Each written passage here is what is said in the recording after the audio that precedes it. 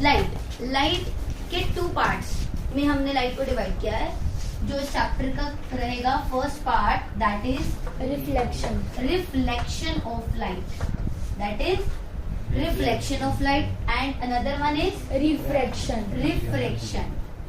तो दोनों में कंफ्यूज नहीं होना, आपको सिर्फ पहले फर्स्ट पार्ट कंप्लीट करना है अच्छे से, that is reflection of light.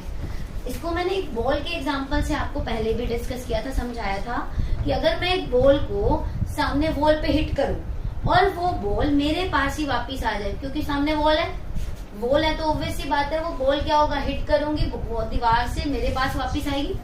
So ball अगर वॉल पे मैंने हिट किया और वो बॉल मेरे पास ही रिटर्न होके आ रहा है, सो ये वाला पार्ट हुआ reflection, and another part is refraction. अब रिफ्रैक्शन में क्या हुआ, सपोज उस वॉल के अंदर, जो सामने वॉल थी, दीवार थी, उसके अंदर एक होल था, उस होल के अंदर अब मैंने बॉल फेंकी तो ऑब्वियस सी बात है कि बॉल इस रूम से दूसरे रूम में चली जाएगी, तो that part is your refraction.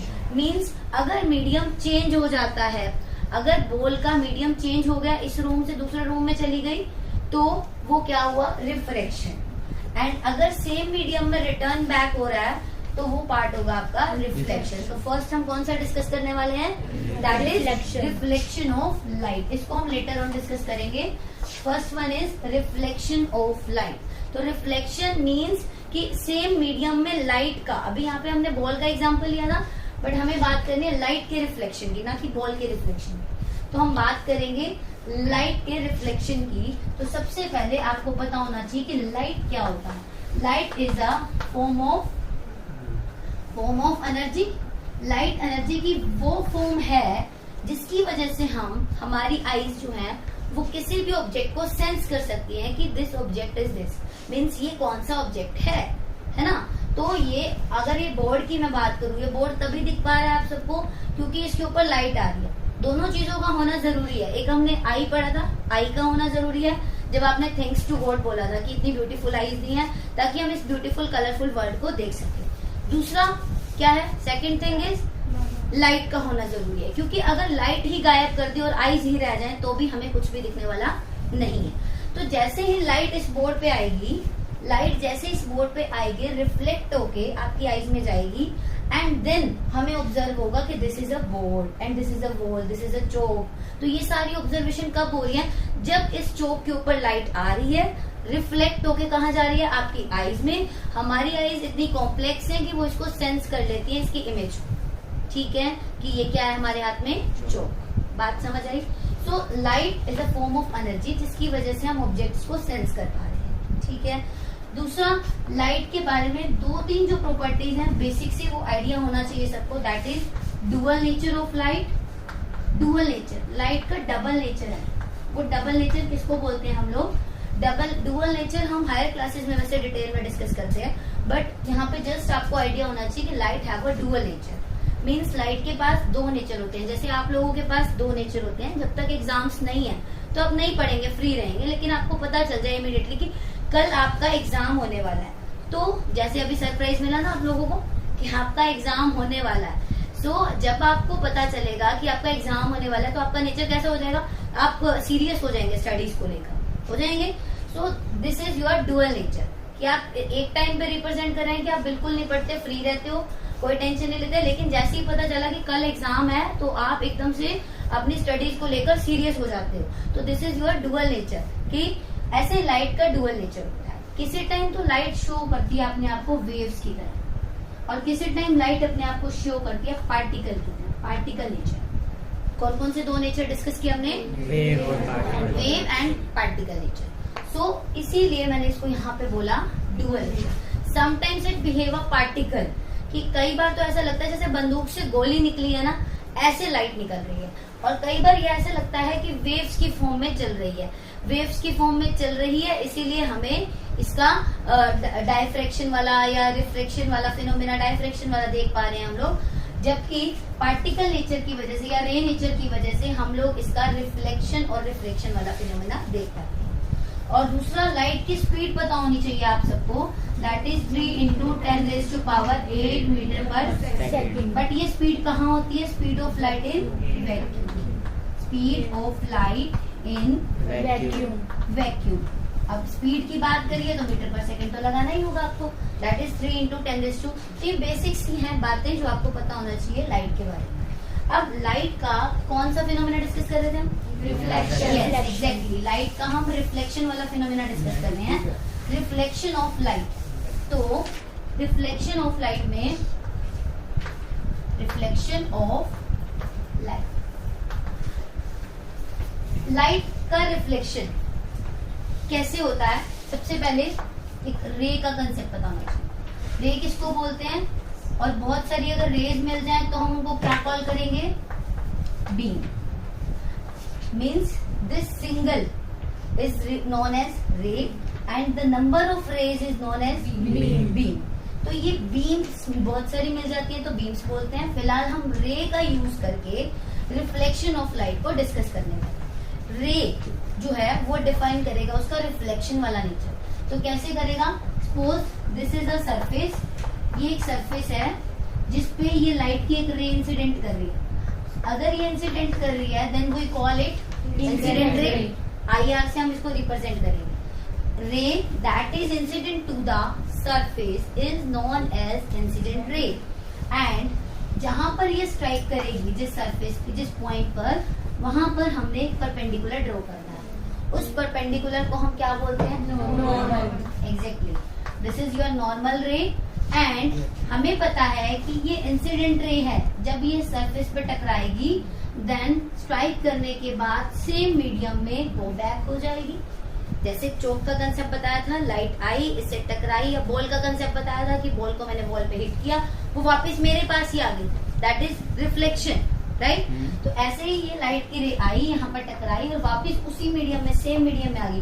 Suppose ये मीडियम 1 था तो मीडियम 1 में, मीडियम 1 कुछ भी हो सकता है। सपोज यहाँ पे एयर है तो यहाँ पे एयर में से एक लाइट की रे आई, आने वाली रे का नाम, इंसिडेंट करने वाली रे का नाम incident ray, and this one is your reflecting surface.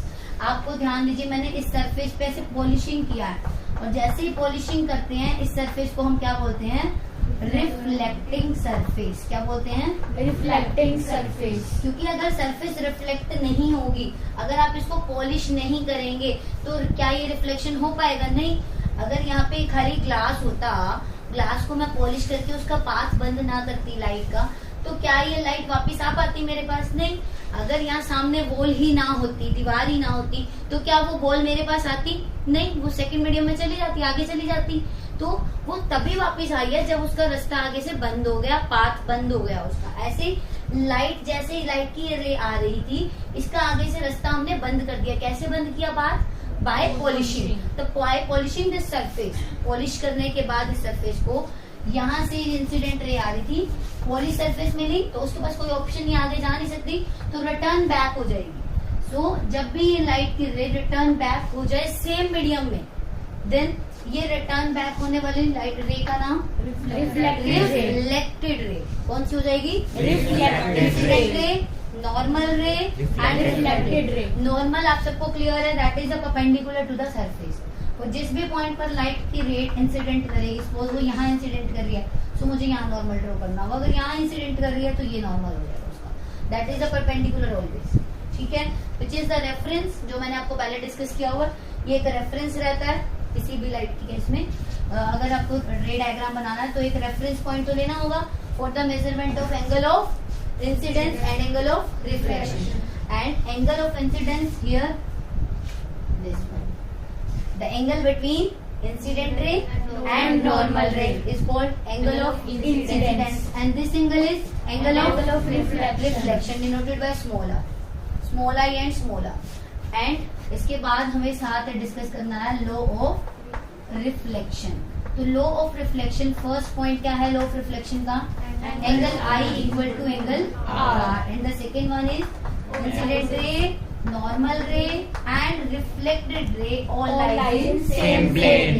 First law states that I equal to R, that is very important, कि जिस एंगल से रे इंसिडेंट करेगी उतने ही एंगल से, मतलब जितने एंगल से मैंने बॉल को हिट किया उतने ही एंगल से वो मेरे पास वापस आने वाली है। जैसे मैंने आपको इसमें हम लोगों को एग्जांपल दिया होगा कि अगर हम किसी के बारे में बहुत अच्छा सोचते हैं तो सामने वाली पर्सनैलिटी भी हमारे बारे में उतना ही अच्छा सोचने लग जाएगी, क्योंकि हमने जिस एंगल से हिट किया है उसी एंगल से रिटर्न होके, जैसे हमने न्यूटन थर्ड लॉ में भी ये चीज सीखी थी है ना, तो angle of incidence equal to angle of reflection. But उसके लिए कंडीशन क्या है कि वो रिफ्लेक्टर बहुत अच्छा होना चाहिए।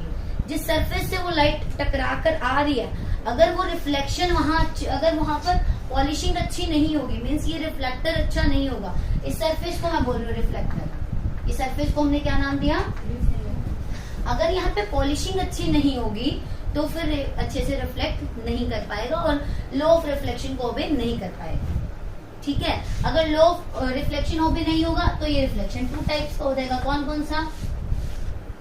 एक होगा रेगुलर रिफ्लेक्शन और एक होता है इरेगुलर या फिर डिफ्यूज भी बोल सकते हैं।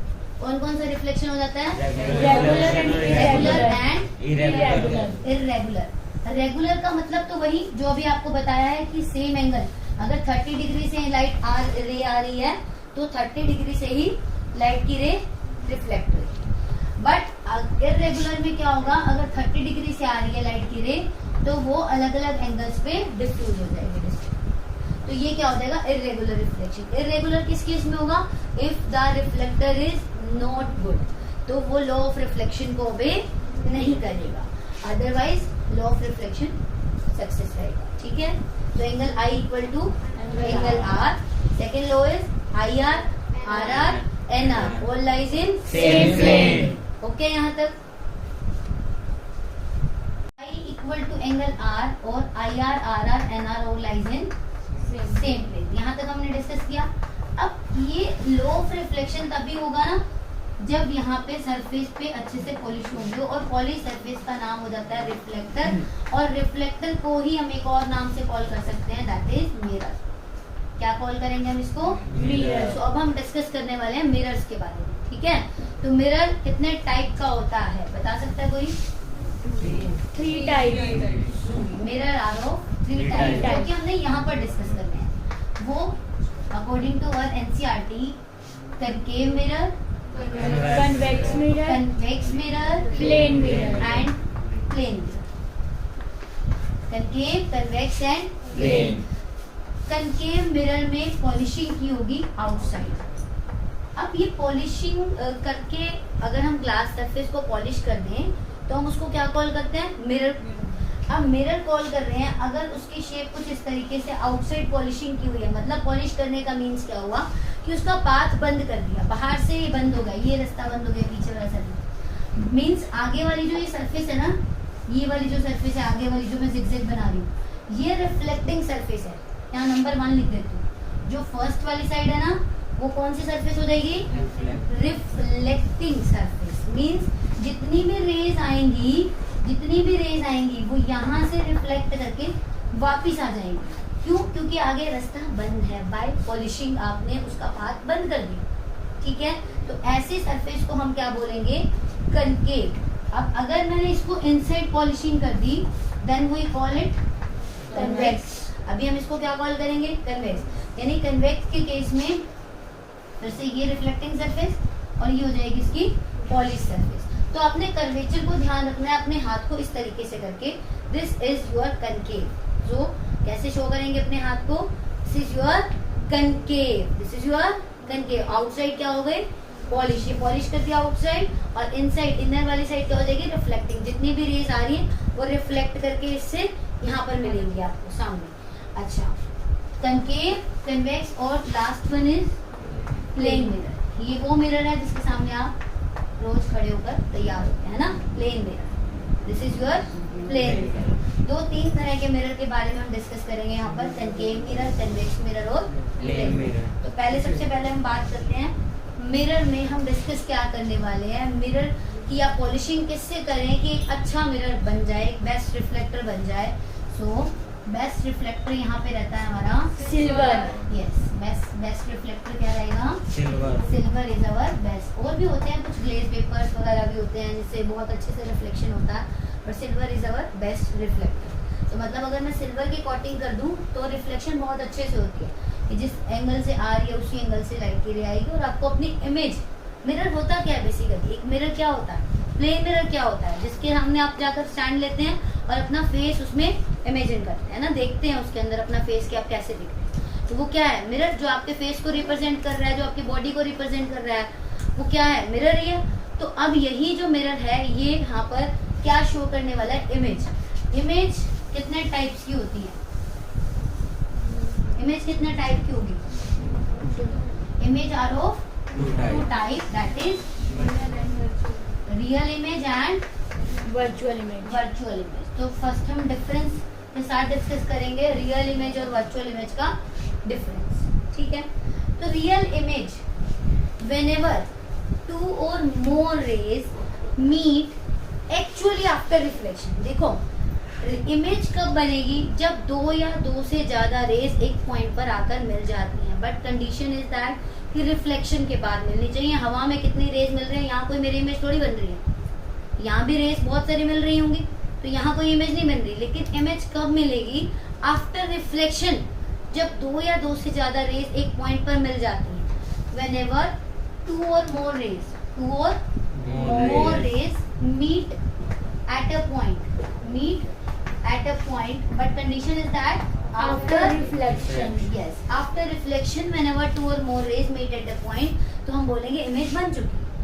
अब वो रेज, टू और more rays meet at a point, अगर एक्चुअली मीट करेंगे, then we call it real. But not actually but appear to meet. लेकिन ऐसा लग रहा है कि अगर हम इसको मिलाएं, इस लाइन को दूर से देखें तो ऐसा लग रहा है कि ये मिल जाएंगे दूर जाकर। सो व्हेनेवर टू और more rays meet actually after reflection, we call it real image. But whenever two or more rays not meet actually but appear to meet after reflection, known as virtual image. So हमने discuss किया हुआ है, real है तो inverted होगा और virtual है तो डायरेक्ट होगा। वैसे इसको हमने याद रखने के लिए क्या किया था? वी आर इंडियन, वी के साथ ई और आर के साथ आई रहेगा। तो रियल है तो ऑलवेज आपको इमेज कैसी दिखने वाली? इन्वर्टेड मीन्स उल्टी दिखेगी, है ना? और अगर वर्चुअल है तो इरेक्ट मीन्स सीधा दिखेगा हमेशा। Real image obtained on the screen, कहाँ पर मिलेगी आपको? ऑन द स्क्रीन पे मिलेगी। But virtual image can not obtained on the screen. Can we give the example of real image? Real image का एग्जांपल कोई?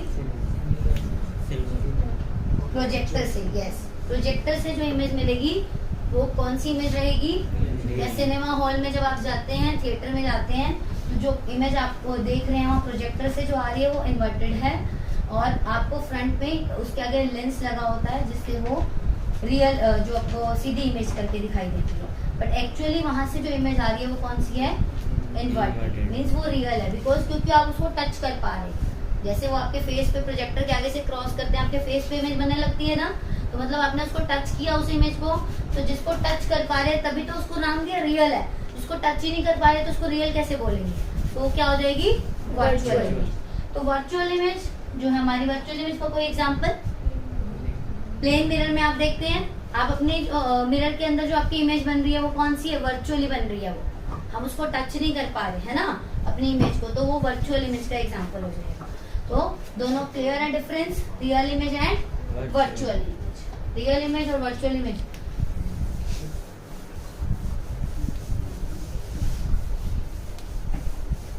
अब डिस्कस करते हैं हम मिरर के बारे में। कौन सा मिरर सबसे पहले? Concave mirror. किसी भी मिरर को डिस्कस करने से पहले उनके कुछ इंपॉर्टेंट पॉइंट्स पता होने चाहिए मिरर के बारे में। सपोज दिस इज योर कौन सा मिरर? कनकेव मिरर, क्योंकि आउटसाइड पॉलिशिंग की हमने आपको ऐसे रख के देखा। This is our polished surface और इनर वाली सरफेस क्या हो जाएगी? Reflecting surface. अब इस सरफेस को ऐसा कर्वेचर देने के लिए कोई ना कोई सर्कल तो बनाया ही होगा। तो the centre of that sphere या that spherical mirror is known as centre of curvature, which is denoted by C. तो सेंटर ऑफ कर्वेचर को हम किससे डिनोट करते हैं? C. C से, which is the center of spherical mirror. The center of spherical mirror या hollow sphere is known as center of curvature, denoted by capital C, right? And the center of this is reflecting surface, या हम इसको mirror नाम दें. मैंने बोला ना, या तो आप इसको रिफ्लेक्टर नाम दे सकते हैं या दूसरी लैंग्वेज में इसका मिरर भी हम इसको कॉल कर सकते हैं. सो दिस मिरर की जो यहाँ पे पॉलिश सरफेस होगी उसका जो मिड पॉइंट होगा that is our pole. That is our pole. So pole is the mid point किसका हो जाएगा? Mid point of reflecting surface. Surface. In other words, we call it mirror. The midpoint of mirror is known as pole. And this reflecting surface का जो ये diameter है ना, जहाँ से यहाँ तक मैंने पॉलिशिंग किया, तो यहीं तक ये रिफ्लेक्शन हो सकता है. यहाँ से तो रिफ्लेक्शन होगा नहीं, इस जहाँ तक ये पॉलिशिंग ही नहीं किया आगे तो रिफ्लेक्शन नहीं होगा. तो जहाँ से जिस पॉइंट से, suppose this point is A and this point is B, जहाँ तक मैंने पॉलिशिंग किया, सो A और B के बीच में मिलाने वाली जो लाइन है ना, तो diameter of reflecting surface is known as aperture. The diameter of reflecting surface is known as Aperture. Aperture means diameter. किसका diameter? Reflecting surface का. So this reflecting surface means AB वाली जो लाइन है ये आपका क्या हो जाएगा? Aperture. Aperture के बाद इसमें टर्म आती है principal axis. Principal axis is the axis that joining C और P को मिलाए जो लाइन, जिस पर आप ऑब्जेक्ट को रखेंगे एंड इमेज ऑब्जर्व करेंगे. So object is place here and image is observe here. तो ऑब्जेक्ट को हमने यहाँ रखना है और इमेज हमें यहाँ पे ऑब्जर्व करनी है. वो वाली एक्सिस कौन सी हो जाएगी? हमारी प्रिंसिपल एक्सिस. और साथ ही ये एक्सिस कैसे बनाई जाएगी? C और P को मिलाकर. C और P को लाइन ज्वाइन करने वाली, C और P के पॉइंट्स को ज्वाइन करने वाली जो लाइन है, that line is our principal axis. And principal axis ही वो एक्सिस है जहां पर आप ऑब्जेक्ट को रखेंगे और इमेज आपकी बनने वाली है, राइट? अब यहाँ पर मैंने ऑब्जेक्ट तो रहने यहाँ पे C और P के बीच में F क्या हो जाएगा? Principal focus. The distance between C and P is known as focal length. the distance between C and P. Radius. This is our radius ना, सर्कल का radius. The radius of is known as, circle नहीं बोलेंगे यहाँ पे, क्या बोलेंगे? Spherical mirror. तो spherical mirror का जो भी रेडियस रहेगा वही क्या हो जाएगा? रेडियस ऑफ कर्वेचर को हम कैसे डिनोट करेंगे? R से डिनोट करेंगे. और F और P के बीच की लेंथ को, मतलब distance, that is our focal length. तो फोकल लेंथ क्या होती है? It is the distance between F and P. F और P के बीच में जो डिस्टेंस है that is our focal length, denoted by small f. Focal length को स्मॉल f से, जबकि फोकस पॉइंट को कैपिटल F से आपको डिनोट करना, राइट? अब यहाँ पर रेडियस और फोकल लेंथ में रिलेशन पूछ लिया जाता है. What is the relation between F? F is equal to, दिख ही रहा है आपको? अगर मैं रेडियस का हाफ कर दूं तो हमें कौन सा पॉइंट मिल जाएगा? Focus point. और फोकस पॉइंट से इस लेंथ को हम बोलते हैं फोकल लेंथ. तो F is equal to R/2. ठीक है. अब यहाँ पर ये बताइए मेरे को, फोकस क्या होता है? Define principal focus. Principal focus, it is that point. एक तो ये रहेगा मिड डिस्टेंस पे, C और P के बिल्कुल मिड में रहेगा. दूसरा, इसकी डेफिनेशन कैसे बनेगी कि जब भी लाइन पैरेलल्स होंगी प्रिंसिपल एक्सिस के, व्हेनेवर टू और मोर पैरेलल रेज, किसके पैरेलल? प्रिंसिपल एक्सिस के पैरेलल रेज आएंगी, आफ्टर रिफ्लेक्शन वो किसी पॉइंट पर मिलेंगी. आफ्टर रिफ्लेक्शन जिस भी पॉइंट पर मिलेंगी, after reflection meet at a point, that point is our focus. Whenever two or more rays meet after reflection at a point, जिस point पर मिलेंगी, that point is our focus, principal focus, denoted by capital F, right?